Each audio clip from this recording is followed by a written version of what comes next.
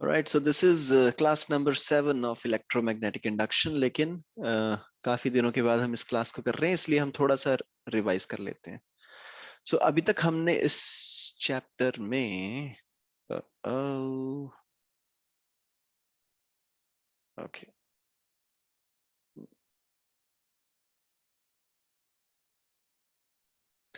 Okay so अभी तक हमने इस चैप्टर में क्या किया. सबसे पहले हमने देखा कि अगर किसी मैग्नेटिक फील्ड के अंदर ओके 6 क्लासेस हो चुके हैं इससे पहले, ये 7th क्लास है. मैं सारी क्लासेस को 1 by 1 रिवाइज कर रहा हूँ. सो सबसे पहले class number 1, this is class number 1. Class number 1 में हमने देखा कि अगर किसी मैग्नेटिक फील्ड के अंदर हमने किसी कंडक्टर को रखा हुआ है जस्ट लाइक दैट, तो इस कंडक्टर में एक ईएमएफ जनरेट होता है when flux associated with this conductor changes. और उस फ्लक्स के चेंज होने के 3 कारण हो सकते हैं. या तो ये बी चेंज हो, या फिर इस कॉइल का एरिया चेंज हो, या फिर बी और एरिया के बीच का एंगल चेंज हो, यानी कि cos थीटा चेंज हो. इन नटशेल, जब भी तुम्हारा फ्लक्स चेंज होगा that is associated with the coil, flux change होने की वजह से हमेशा you will have an EMF which is generated in the coil. This is Faraday's first law. Faraday's first law हमें बताता है कि जब भी फ्लक्स चेंज होगा ईएमएफ जनरेट होगा. और फैराडेज सेकंड लॉ हमें बताता है कि ईएमएफ जो जनरेट होगा that will be directly proportional to the rate of change of flux associated. और इसका जो कांस्टेंट ऑफ प्रोपोर्शनैलिटी आता है that is EMF is equal to -1 into rate of change of flux. ये -1 क्या है, इसको हमने बाद में जाके लेंजेस लॉ में देखा. लेंजेस लॉ ने हमें बताया कि जो भी तुम्हारा ईएमएफ जनरेट होगा वो इस तरीके से जनरेट होगा that it will always oppose the cause of its generation. That is why अगर मैग्नेटिक फील्ड तुम्हारा अंदर की तरफ बढ़ रहा है जिसकी वजह से ईएमएफ जनरेट हो रहा है, so then this EMF will be generated in such a way, the current flow is in such a way कि वो बाहर की तरफ मैग्नेटिक फील्ड को बढ़ाने की कोशिश करेगा. मतलब कि that is why we have a -1 here, because according to Lenz's law जो भी तुम्हारी ईएमएफ जनरेट होगी that is always opposing the cause of its generation, right? तो ये तो थी पहली 3 क्लासेस. पहली 3 क्लासेस में हमने किया फैराडेज लॉ 1, फिर फैराडेज लॉ 2, फिर उसके बाद हमने किया Lenz's law. These were the first 3 classes. और उसके बाद चौथी क्लास में हमने क्या किया. चौथी क्लास में हमने देखा कि यार अगर ये कॉइल की जगह पे मान लो कोई सिंपल एक हमने कंडक्टिंग रॉड रख दिया, यहाँ पे जस्ट एक रॉड रख दिया अगर एल लेंथ की, उस एल लेंथ की रॉड को अगर हमने बी मैग्नेटिक फील्ड में रखा और उसको इस तरीके से हमने चलाना स्टार्ट कर दिया विद वेलोसिटी v, तो इसमें भी एक ईएमएफ जनरेट होता है and that EMF will be equal to v cross b dot l.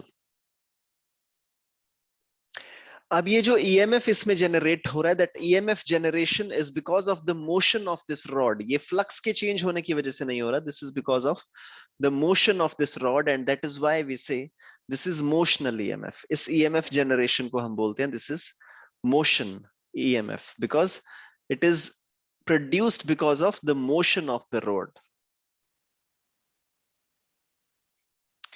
तो ये जनरेट होगी यहाँ पे EMF which is v cross b dot l. और अगर v b और l के बीच में एंगल 90-90-90 है then this EMF which is generated will be equal to vbl. और अगर इस रॉड का कुछ इंटरनल रेजिस्टेंस है स्मॉल r, तो यहाँ पे जो करंट फ्लो करेगा that current flow will be equal to vbl divided by small r. This is motional EMF. This was class number 4. उसके बाद हम बात करेंगे क्लास नंबर 5 और 6 की, कि मान लो इस रॉड को मैंने मूव भी करा दिया, मूव कराने के साथ साथ इसके साथ मैंने एक एक्सटर्नल रेजिस्टेंस कनेक्ट कर दिया. External resistance is R. तो इस केस में जो तुम्हारा ईएमएफ जनरेट होगा वो तो हमने ऑलरेडी कैलकुलेट कर लिया, which will be equal to velocity times magnetic field times length. But now the current that will pass through this small resistance and the capital resistance would be equal to VBL, that is EMF divided by R plus R. This is the current which flows through this entire wire. तो इस case में जो तुम्हारा power output आएगा, power output is the work done by the external force, उसको हम calculate कर सकते हैं. And power input is, I'm sorry, power input is the input given by us, the mechanical input. Power output is the electrical output जो हमें यहाँ पे दोनों resistances पे मिलेगा. This will be I square small r plus I square capital R. और हमने यहाँ पे चेक किया था that power input comes out to be equal to power output, मतलब कि यहाँ पे कोई भी मैकेनिकल एडवांटेज तुमको नहीं मिल रहा. Law of conservation of energy को अभी भी ये जो पूरा का पूरा सिस्टम है वो फॉलो कर रहा है. तो यहाँ पे ये जो इलेक्ट्रिसिटी है वो कहां से जनरेट हो रही है? This electricity is generated because of the mechanical energy. ये मैकेनिकल एनर्जी को हम मूव करवा रहे हैं जिसकी वजह से यहाँ पे इलेक्ट्रिसिटी जनरेट हो रही है. This was class number 6, right? And this is all that we have done in today's class. और आज की क्लास में हम शुरू करने जा रहे हैं क्लास नंबर 7. क्लास नंबर 7 में एक और नया तरीका देखेंगे ईएमएफ जनरेट करने का. अभी तक हमने ईएमएफ जनरेट करने के काफी सारे तरीके देख लिए. सबसे पहला हमने ईएमएफ जनरेट करने का तरीका देखा कि फ्लक्स को चेंज कर दो. यानी कि सबसे पहला हमने तरीका देखा ईएमएफ जनरेट करने का कि तुम मैग्नेटिक फील्ड को चेंज कर दो. बहुत सारे तरीके देखे ना, चलो एक एक करके हम तरीके लिखते हैं. किस किस तरीके से तुम ईएमएफ जनरेट कर सकते हो? सबसे पहला, अगर तुम्हें ईएमएफ जनरेट करना है, द सिंपलेस्ट वे इज तुम मैग्नेटिक फील्ड को चेंज कर दो. मैग्नेटिक फील्ड को तुम अंदर की तरफ बढ़ा दो या फिर बाहर की तरफ बढ़ा दो, अंदर की तरफ कम कर दो, जो भी तुम्हें करना तुम कर दो. तुम मैग्नेटिक फील्ड को चेंज कर दो. मैग्नेटिक फील्ड को चेंज करने की वजह से तुम्हारा ईएमएफ जनरेट हो जाएगा. ये हो गया एक तरीका. दूसरा तरीका, कॉइल का एरिया बढ़ा दो.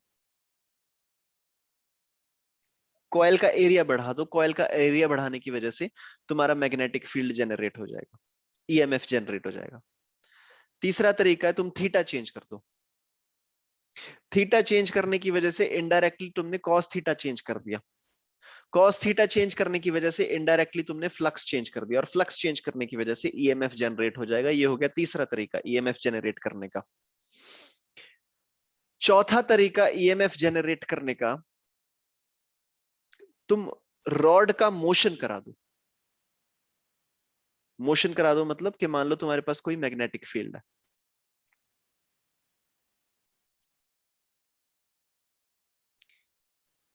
मैग्नेटिक फील्ड के अंदर तुम्हारे पास कोई मान लो रॉड है. इस तरीके से तुमने इस रॉड को रखा हुआ है. रॉड किस प्लेन में? एक्स वाली एक्सिस में, एक्स एक्सिस में. Magnetic field is in the Z axis. अगर तुम इसको वाई एक्सिस में मूव करा दोगे ऊपर की तरफ, तो यहां पे एक ईएमएफ जनरेट होगा और उसको हम बोलते हैं मोशनल ईएमएफ. ये अब तक हमने किया आज से लेके पहली 6 क्लासेस में.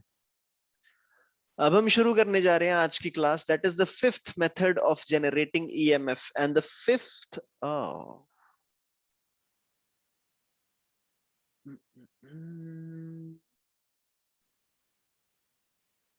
सॉरी यार, मेरे पास थोड़ा सा एरिया कम है ना, मुझे दिखाई नहीं दे रहा actually. So this is the first method. Second method is area. Third method is तुम थीटा चेंज कर दो. And the fourth method is कि तुम रॉड को मूव करवा दो, मोशन कर दो उसका.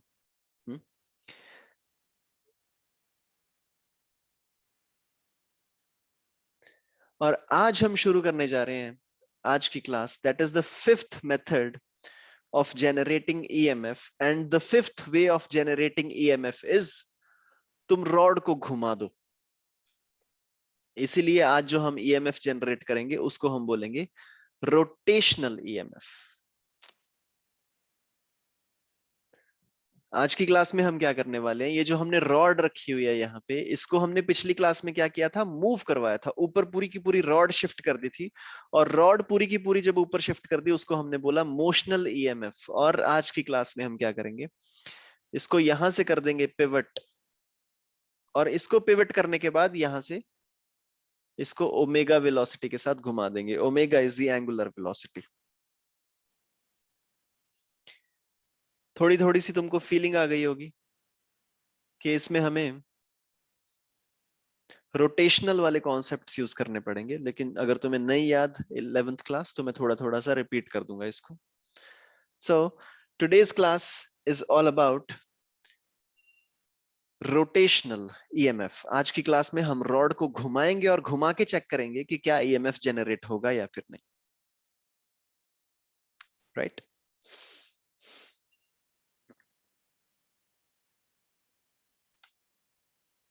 थोड़ा सा 11th क्लास को रिवाइज कर लेते हैं। मान लो तुम्हारे पास कोई रॉड है, let's say this is the rod.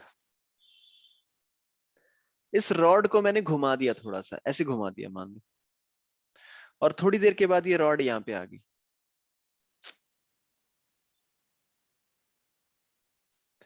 तो अगर तुम डिफरेंट पॉइंट्स को चेक करोगे इस रॉड के ऊपर, मान लो ये एक पॉइंट था ए, ये एक पॉइंट था बी, ये एक पॉइंट था सी, और ये एक पॉइंट था डी।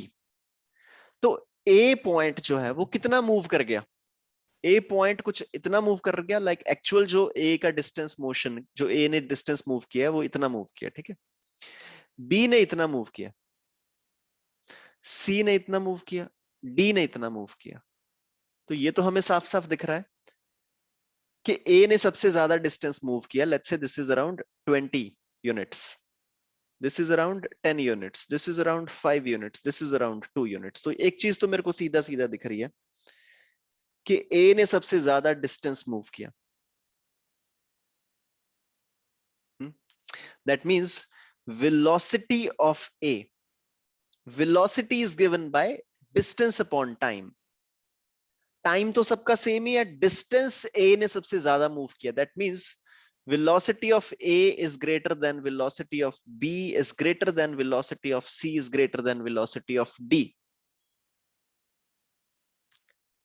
लेकिन A ने जो एंगल कवर किया that is this angle, B ने एंगल कवर किया ये वाला, C ने एंगल कवर किया ये वाला, D ने एंगल कवर किया ये वाला। एंगल तो सबको सेम है ना, ए बी सी डी ने सेम एंगल कवर किया ना। ए ने इतना एंगल कवर किया, बी ने इतना एंगल कवर किया, सी ने इतना किया, डी ने इतना किया, बस आर्क बड़ी हो रही है, एंगल तो सेम ही है। मतलब ए बी सी डी ने एंगल सेम कवर किया, सेम टाइम में सेम एंगल कवर किया। मतलब क्या हम बोल सकते हैं, इनकी angular velocity of A is equal to angular velocity of B is equal to angular velocity of C is equal to angular velocity of D.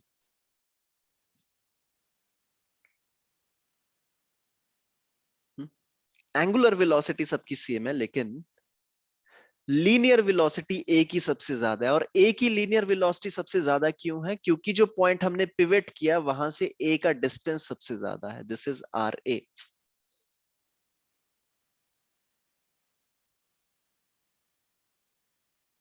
सो अगर तुम्हें वेलोसिटी पता करनी है, velocity of A is basically equal to radius of A into angular velocity of A. velocity of A is radius क्या है? The distance from the point which is pivoted, and velocity of B should be equal to radius of B into angular velocity of B. Velocity of C should be equal to radius of C into angular velocity of C. Velocity of D should be equal to radius of D into angular velocity of D. और ये angular velocity के साथ हम बार बार ए B C D क्यों लिख रहे हैं यार? एंगुलर वेलोसिटी तो सेम ही है सबकी, है ना? एंगल तो सेम ही घूमेंगे।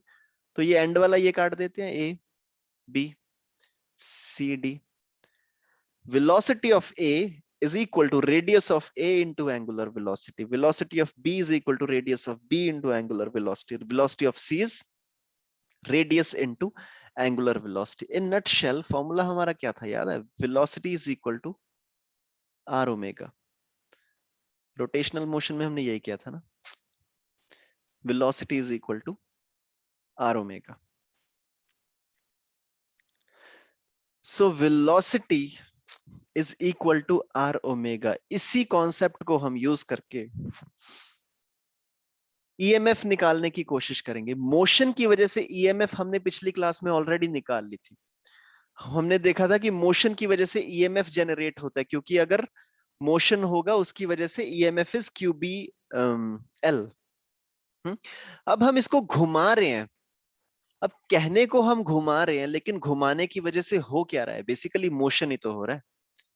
घुमाने की वजह से हम बोल रहे हैं कि भाई हम ओमेगा डिस्टेंस घुमा रहे हैं, लेकिन बेसिकली हो क्या रहा है? वेलोसिटी भी तो हो रही है ना हर पार्टिकल की. हर पार्टिकल की वेलोसिटी इज इक्वल टू उसका distance from the pivoted point multiplied by omega. So क्योंकि हर पॉइंट के पास एक ऊपर वाली डायरेक्शन में, क्योंकि हम इसको जब ऐसे घुमाएंगे ऊपर वाली डायरेक्शन में हर पॉइंट के पास एक वेलोसिटी होगी, और उस वेलोसिटी की वजह से there will be an EMF generate.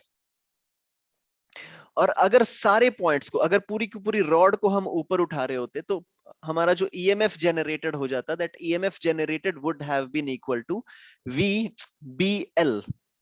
ये चीज हो रही होती अगर हम पूरी की पूरी रॉड को सीधा सीधा ऊपर उठा रहे होते v वेलोसिटी के साथ, तो ईएमएफ जनरेट हो जाता है vbl. लेकिन यहां पे क्योंकि हम उसको घुमा रहे हैं, तो एंड वाले पॉइंट की वेलोसिटी सबसे ज्यादा आएगी, अंदर वाले पॉइंट की वेलोसिटी थोड़ी सी कम, अंदर वाले पॉइंट की वेलोसिटी थोड़ी सी और कम, थोड़ी सी और कम, थोड़ी सी और कम, थोड़ी सी और कम. हमें बेसिकली ये पूरा का पूरा मोशन अभी कंसिडर करना पड़ेगा और चेक करना पड़ेगा कि एवरेज इन पार्टिकल्स की क्या वेलोसिटी आएगी, जिसकी वजह से कितना ईएमएफ जनरेट होगा. तो मैं थोड़ा थोड़ा सा आइडिया लग गया होगा. हम शायद इंटीग्रेशन करने वाले हैं. कैलकुलस हमें यहाँ पे यूज करना पड़ेगा, क्योंकि सारे पार्टिकल्स की वेलोसिटी सेम नहीं है, बिकॉज ऑफ विच हमें मैथ्स के जो इंटीग्रेशन वाले टूल्स हैं वो इस्तेमाल करने पड़ेंगे. एक बार दोबारा से डायग्राम बनाते हैं. So let's say this is the magnetic field. थोड़ा सा खुला बनाएंगे हम इसको अभी, क्योंकि हम रॉड घुमाएंगे इसके अंदर. ठीक है.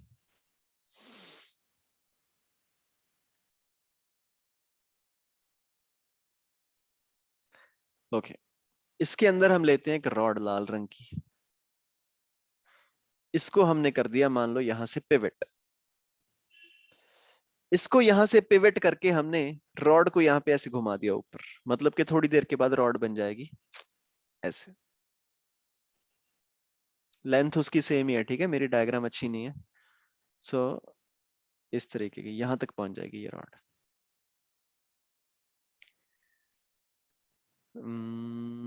इरेजर. ओके. तो ये रॉड कुछ इस तरीके से बन जाएगी तुम्हारी. बेसिकली सेम ही रॉड है. मैं जो बताना चाह रहा हूं कि उसी रॉड को हमने घुमाया. तो ये जो सारे अलग अलग पॉइंट्स हमारे यहाँ पे बन जाएंगे, इन सारे पॉइंट्स की वेलोसिटी अलग अलग होगी. उन सारे पॉइंट्स की जो वेलोसिटी होगी उनकी वजह से एक ईएमएफ जनरेट होगा, और उस ईएमएफ को हमें कैलकुलेट करना है. बेसिकली इतना सा हमारा टास्क है. तो तुम्हें फीलिंग आ गई होगी कि हम इसमें इंटीग्रेशन का यूज करेंगे. तो हम एक काम करते हैं, यहां से x डिस्टेंस पे, ये जो पिवटेड पॉइंट है यहां से x डिस्टेंस ले लेते हैं.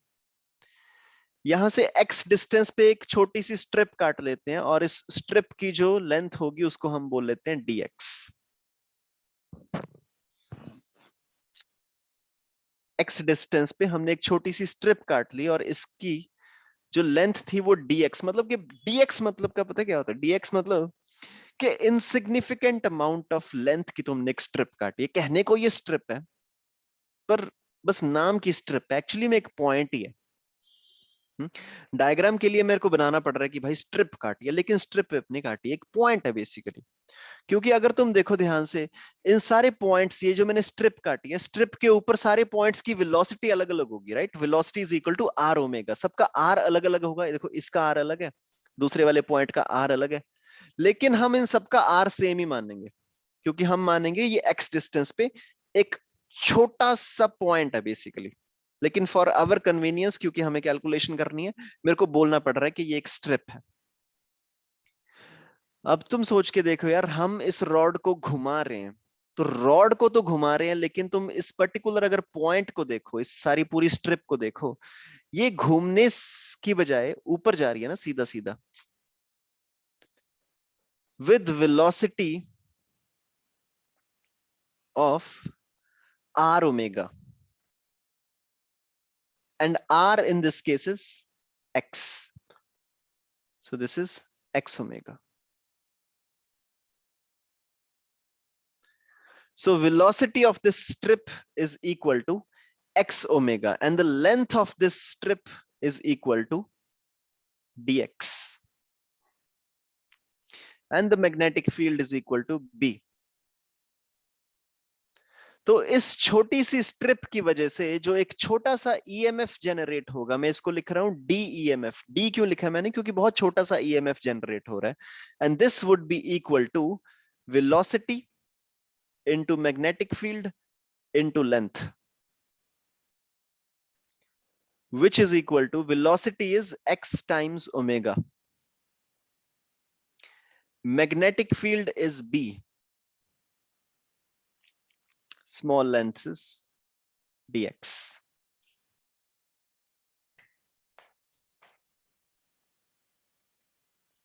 This is a small amount of EMF which is produced because of a very small element of the conductor.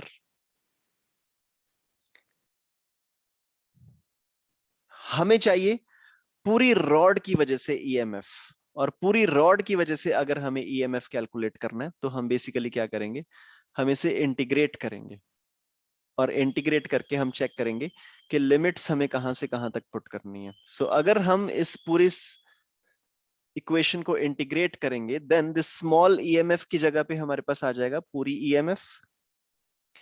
This पूरी EMF will be equal to integration of B omega को वैसे ही रख लेते हैं, ये सब कांस्टेंट ये बाहर निकलेंगे, into x dx. So B omega को मैं कांस्टेंट निकाल रहा हूं बाहर, एक्स डीएक्स की integration will be equal to x square divided by 2, where your x varies from छोटी से छोटी x की वैल्यू क्या हो सकती है, हमने ये रैंडम वैल्यू ली थी x की, छोटी से छोटी x की वैल्यू हो सकती है 0, बड़ी से बड़ी x की वैल्यू हो सकती है complete length l, and this should be equal to b omega l square by 2.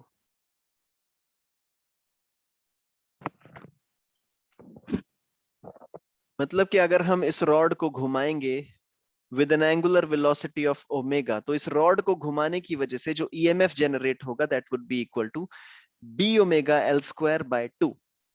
That means इस रॉड को घुमाने की वजह से ये रॉड एक बैटरी की तरह बिहेव करने लग जाएगी, जिसका एक टर्मिनल होगा B omega L square by 2 पे, दूसरा इसका टर्मिनल होगा 0 वोल्ट पे, लेकिन पॉजिटिव नेगेटिव टर्मिनल कौन सा होगा वो हम पता करेंगे अपने राइट हैंड से।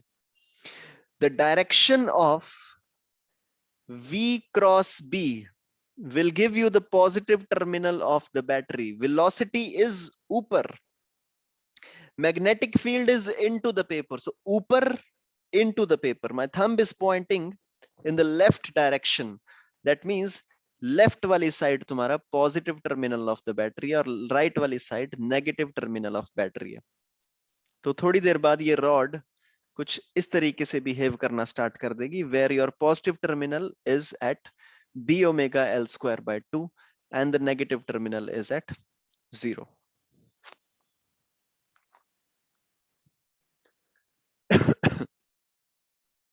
प्लीज थम्स अप, सही था।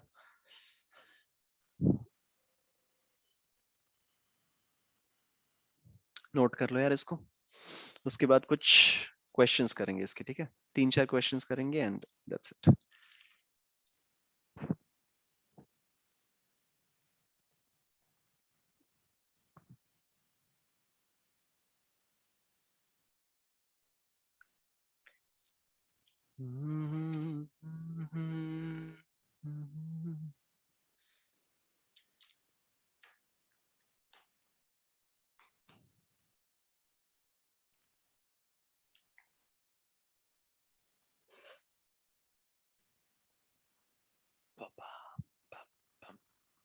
Okay, done.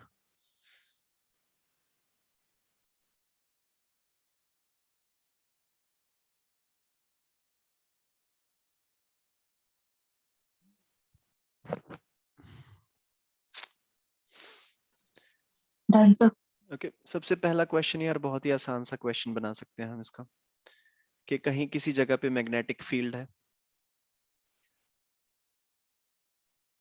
And the value of that magnetic field is, अब मैं चाहता हूं कि ये क्वेश्चन तुम बस नोट कर लो, अपने आप कर लेना इसको। किसी जगह पे मैग्नेटिक फील्ड है और यहाँ पे मैग्नेटिक फील्ड की वैल्यू है that is 10 raise to the power 4 tesla, और इस जगह पे एक रॉड रखी हुई है और उस रॉड की जो लेंथ है दैट इज 2 मीटर्स, और इस रॉड को तुमने यहाँ से पिवट कर रखा है और यहाँ से तुमने इसको घुमाना स्टार्ट कर दिया at an angular velocity of 250 revolutions per minute। तुमने 250 revolutions per minute की स्पीड से इसको घुमाना स्टार्ट कर दिया। Please tell me if EMF will be generated in this, if yes then how much EMF will be generated in this। Very simple question, तुम्हें बस फॉर्मूले में वैल्यूज पुट करनी है। You know that EMF that will be generated will be equal to B omega L square by 2। तुम्हें B की value पता है, तुम्हें लेंथ की वैल्यू पता है, ओमेगा हो सकता है तुम्हें थोड़ा बहुत कैलकुलेट करना पड़े। Once you do this basically तुम कर लोगे इसको, ठीक है। तो बहुत सिंपल से क्वेश्चंस इस तरीके से तुमको पूछे जा सकते हैं। You can try these questions by yourself. तो मैं सिंपल सिंपल क्वेश्चन तुमको नहीं पूछ रहा, मैं डायरेक्ट तुमको एक अच्छा क्वेश्चन पूछ रहा हूँ, और वो अच्छा क्वेश्चन ये है कि मैग्नेटिक फील्ड है कि यहाँ पे मान लो, वंस अगेन बी, इस मैग्नेटिक फील्ड के अंदर एक रॉड रखी हुई है और रॉड की लेंथ है L। इस रॉड की लेंथ है L और इसको मैंने पिवट कर रखा है बिल्कुल बीच से, यहां से इस रॉड को मैंने पिवट कर दिया और इसको मैंने ऐसे घुमाना स्टार्ट कर दिया, मतलब कि घुमाना स्टार्ट किया तो ये वाला हिस्सा इसका ऊपर जाएगा और ये वाला हिस्सा इसका नीचे जाएगा, बिल्कुल बीच में से पिवट किया, मतलब कि ये वाला डिस्टेंस इज L/2, ये वाला डिस्टेंस इज L/2। रॉड का जो लेफ्ट वाला पॉइंट था उसका नाम है P, रॉड का जो राइट वाला पॉइंट है उसका नाम है Q।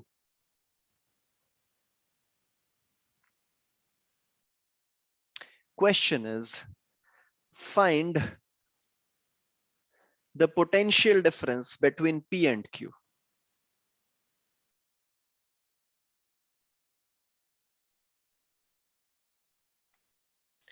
जो दो पॉइंट मिल गए हमें P और Q, इन दोनों के बीच का जो पोटेंशियल का डिफरेंस होगा वो हमें कैलकुलेट करना है। मतलब कि पहले हमें P का पोटेंशियल कैलकुलेट करना है, फिर हमें Q का पोटेंशियल कैलकुलेट करना है। You have 2 minutes, please think about it. कैसे कर सकते हैं हम इसको?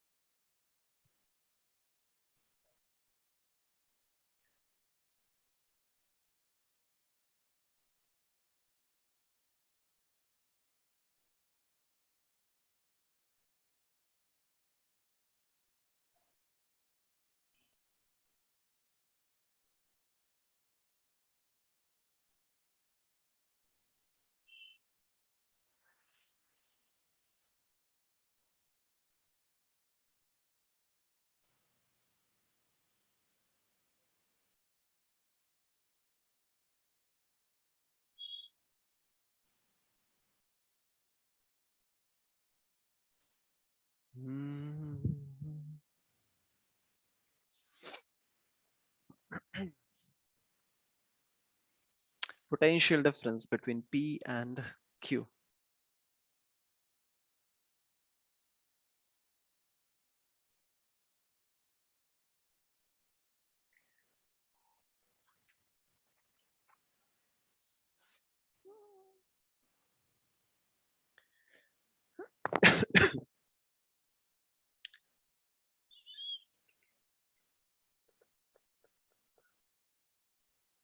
Okay, anyone?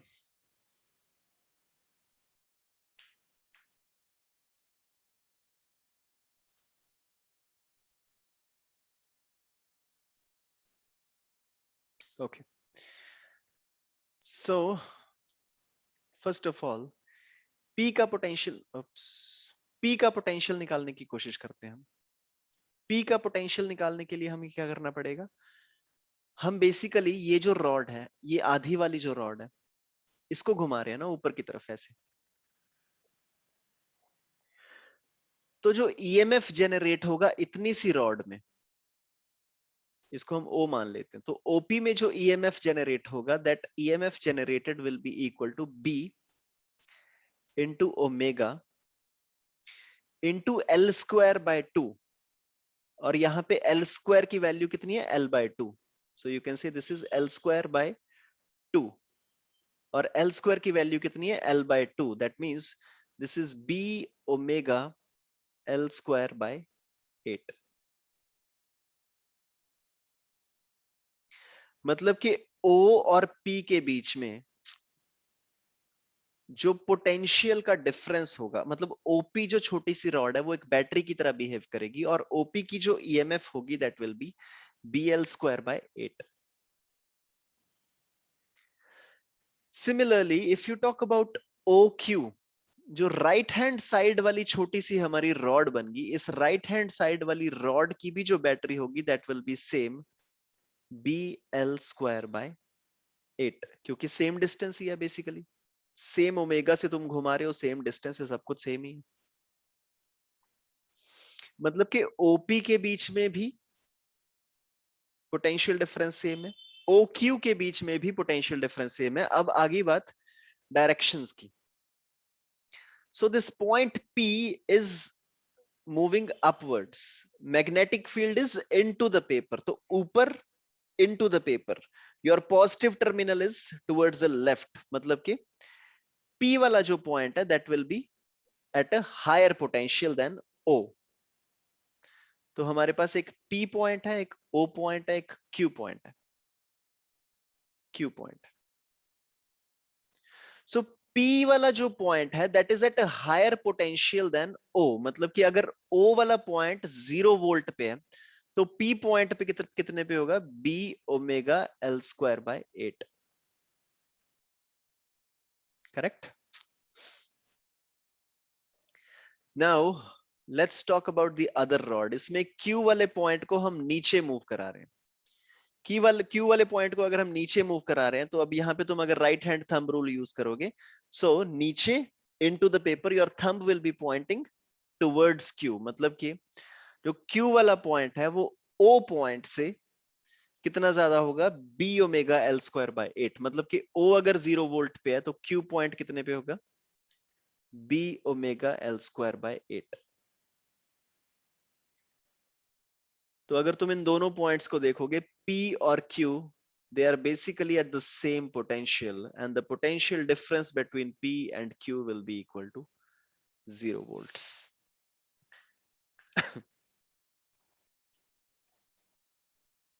ठीक है जी।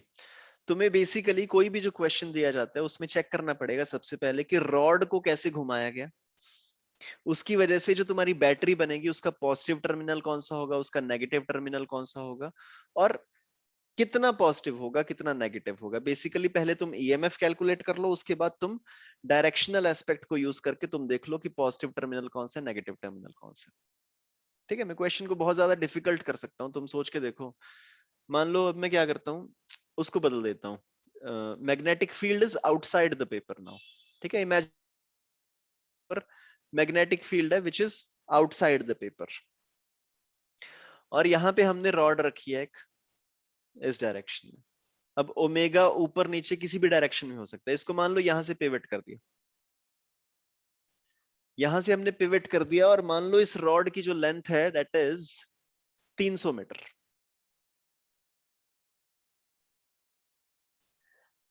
300 मीटर की ये रॉड है, यहां से मैंने एक पॉइंट लिया, ठीक है, एंड से 100 मीटर पे, बिल्कुल जो रॉड का एंड था, लेट्स से रॉड का जो एंड था दैट पॉइंट वाज ए, यहां से 100 मीटर पे मैंने एक पॉइंट लिया बी, और मैंने इस रॉड को ऊपर की तरफ ऐसे घुमाना स्टार्ट कर दिया। बेसिकली घुमाया यहीं से है, पूरी रॉड को हमने घुमाया ओमेगा वेलोसिटी से, और मैंने तुमसे क्वेश्चन पूछ लिया, tell me the potential difference between points A and B. Basically देखने में ये क्वेश्चन बहुत ज्यादा डिफिकल्ट लग रहा है, ऐसे लग रहा है कि यार ये क्या हो रहा है, मतलब कुछ हो ही नहीं सकता इसमें। लेकिन तुम ध्यान से देखो, ज्यादा कुछ बड़ी बात है नहीं है इसमें।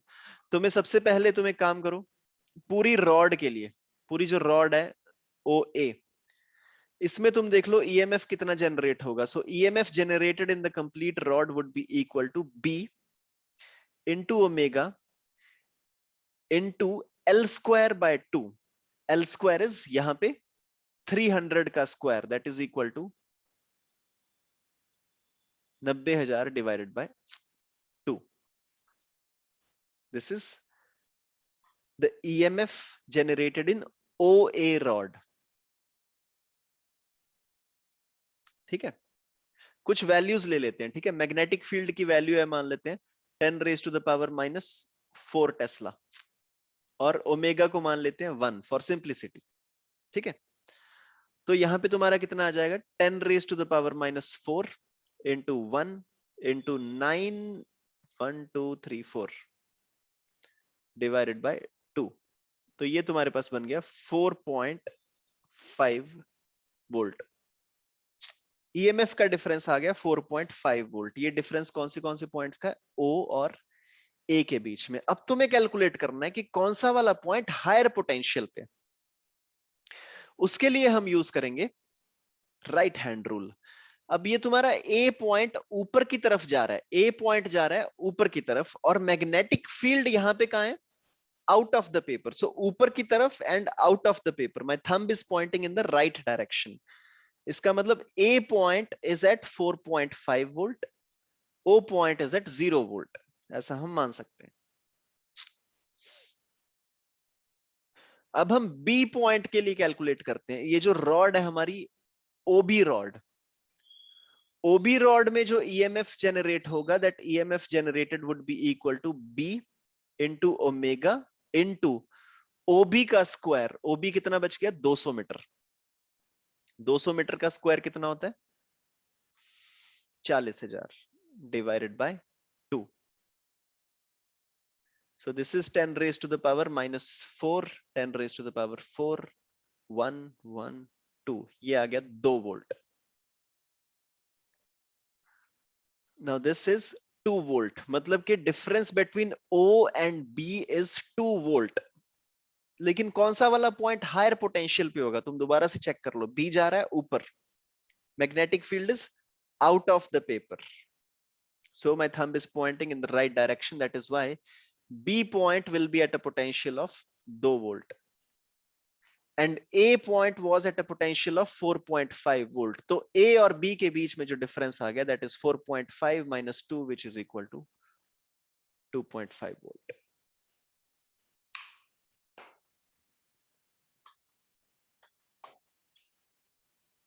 Please give me a thumbs up अगर समझ आया। मैं वीडियो भेज दूंगा, यू कैन प्लीज एक बार दोबारा से देख लेना इसको यार, अगर थोड़ा थोड़ा डाउट रह गया इसमें। ठीक है, this is the best thing about these online classes कि ये रिकॉर्डेड होती हैं, तो you can go through the class as many number of times as you wish. And we are coming towards the end of this chapter now. Abhi this was class number 7, और अभी मेरे estimate में we will be finished with it by class number 11. हमने 7 classes किया ना इसमें, और इससे अगली हम क्लास करेंगे जिसमें हम पढ़ेंगे इंडक्टेंस के बारे में, नंबर 8। फिर उसके बाद हम एक क्लास करेंगे सेल्फ इंडक्टेंस के बारे में। फिर उसके बाद हम एक क्लास करेंगे एलसीआर सर्किट के बारे में। तुम्हें याद होगा मैंने तुम्हें चैप्टर नंबर 1 2 में थोड़ा बहुत बताया था कि हम आगे जाके एलसीआर सर्किट पढ़ेंगे, तो वो हम करने जा रहे हैं आज से 2-3 क्लासेस बाद। एंड फाइनली हम पढ़ेंगे इसमें AC generator. So probably 4 classes इसमें और लगेंगे मेरे हिसाब से। So today is Tuesday, so Wednesday Thursday Friday, हो सकता है हम सैटरडे को एक एक्स्ट्रा क्लास कर लें, and by the end of this week will try to finish off this chapter. ठीक है जी, so this was all in today's class. Please video को दोबारा से देख के एक बार अच्छे से नोट्स बना लेना, और हम कल मिलेंगे at the same time 7:30 PM। 7:30 PM is the time of the class, सिर्फ आज के लिए हमने इसको पोस्टपोन किया था। ठीक है जी, थैंक यू वेरी मच। कल मिलेंगे हम 7:30 बजे, और अपना टर्म 1 के पेपर के लिए एमसीक्यूज को पढ़ना स्टार्ट कर दो। सो बीच बीच में मैं ग्रुप में एमसीक्यू क्वेश्चंस डालता जाऊंगा, सो you can practice at your own time, and you can send me doubts in the group itself या फिर on a separate individual chat। ठीक है जी, तो कल मिलते हैं हम 7:30 बजे। Bye bye.